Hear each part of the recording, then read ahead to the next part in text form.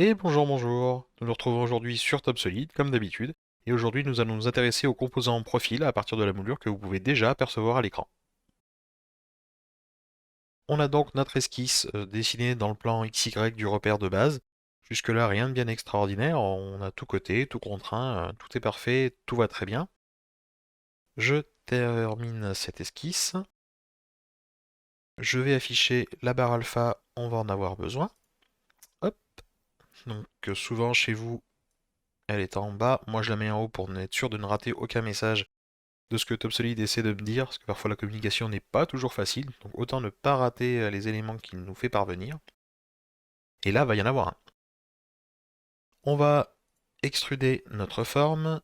Hop, on va mettre D égale 100 mm par exemple. Alors vieille habitude, hein, comme ça crée le paramètre directement si jamais il y avait besoin.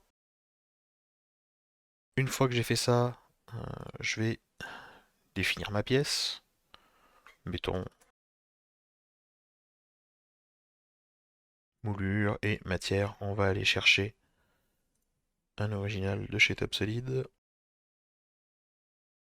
Eh ben tiens, enchaîne Liège, ne serait-ce pas magnifique? Je sens que ça va être quelque chose de merveilleux encore. On est reparti. Ok. Une fois qu'on a ça, je dirais qu'en tant que novice, hein, si je cherchais, je vais trouver la fonction qui va bien aller et je serais tenté d'utiliser directement pour voir ce que ça fait. Donc si je fais assemblage, définir composant profilé, la fonction ne va pas se lancer et on va avoir le message d'erreur.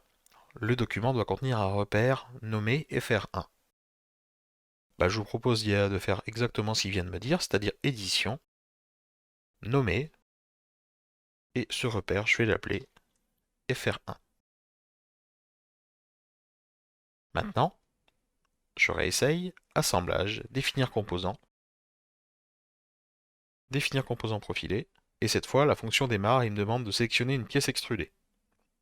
Ça tombe bien, on vient d'en extruder une. Je vais prendre ma moulure, je lui dis stop, et c'est terminé. Et ma pièce est définie comme composant profil.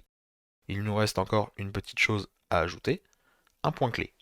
Assemblage, définir composant, définir point clé, et je vais utiliser ce repère. Maintenant que cela est fait, je peux l'enregistrer en bibliothèque pour pouvoir le tester. On va sauver le modèle, sauver modèle standard. On va se mettre dans mon standard 3D et on va créer la famille de tests du type profil et de variante moulure. L'enregistrement s'est bien passé, on a bien l'endroit où il est enregistré.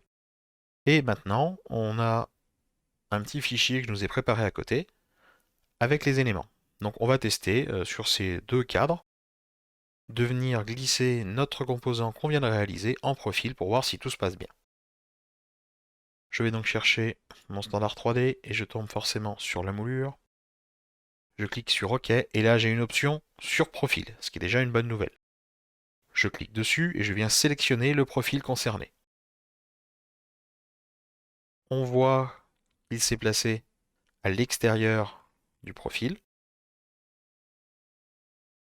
et que en cliquant sur le point puis sur la flèche, je peux le mettre à l'intérieur, dans ce cas-ci mettons, choisir des coupes d'onglet, faire OK, mais on est d'accord que j'aurais bien pu le laisser sur profil et à l'extérieur, comme ceci, toujours à coupe d'onglet, pour avoir le même cadre. Donc on a bien nos cadres qui se sont coupés. Notez que ça ne marche pas uniquement sur des rectangles, hein, sinon on sera un peu triste. Si on essaye sur par exemple au hasard un parallélogramme, on va retrouver le même mode de fonctionnement. Et il va nous proposer les coupes avec les bons angles directement. Donc attention à ne pas faire exactement ce que je viens de faire en voulant aller trop vite.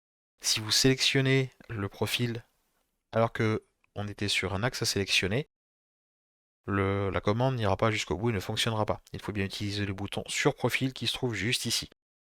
Sur profil, on sélectionne à nouveau le profil concerné et à chaque fois on a le choix entre à l'intérieur et à l'extérieur. Le choix des coupes, alors j'ai pris coupe à anglais hein, puisque avec mes quarts de rond sinon je vois quelque chose qui n'est pas très joli, mais on aurait pu choisir d'avoir à chaque fois un recouvrant recouvert ou alors à chaque fois les éléments les plus courts ou les plus longs.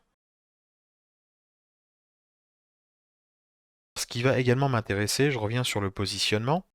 Donc vous voyez qu'on est intérieur et extérieur. Alors ça, c'est quand même dû à une petite chose qui est notre point clé, c'est-à-dire que si on revient sur le modèle, on va s'apercevoir que ce repère, il n'a pas été placé n'importe où, enfin en tout cas la pièce n'a pas été placée n'importe où par rapport au repère. J'ai choisi une des extrémités de la pièce. C'est-à-dire que si j'avais placé ce repère, mettons ici, le positionnement intérieur-extérieur se ferait par rapport à ce point-ci. Le fait d'avoir choisi un repère en extrémité de pièce me permet de me placer soit à l'intérieur, soit à l'extérieur. Donc veillez bien attention lorsque vous dessinez vos pièces à pouvoir utiliser ce changement-là. Pareil, si vous aviez défini plusieurs points clés, vous auriez pu positionner la moulure en différents endroits. J'aurais pu par exemple vouloir un point clé centré, si j'avais tracé le profil de manière à ce qu'il soit centré. Là encore, tout dépend de votre méthode de dessin. Je vous propose de passer sur une forme un petit peu plus complexe à nouveau. Donc cette fois, on est sur des choses un peu plus aléatoires, hein, où on a des choses un peu bizarres. Du coup, toujours le même schéma, assemblage, inclure standard, on va chercher notre moulure, on clique bien sur profil, on sélectionne le profil concerné, et à partir de là,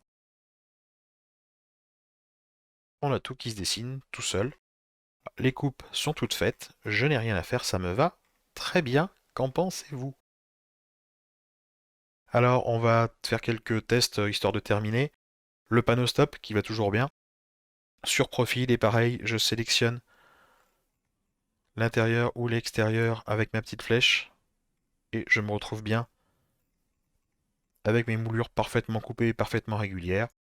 Et enfin, si je sélectionne une forme vraiment aléatoire, toujours sur profil, on clique dessus et tout se passe bien. J'ai bien toutes mes coupes qui seront relevées sans aucun souci.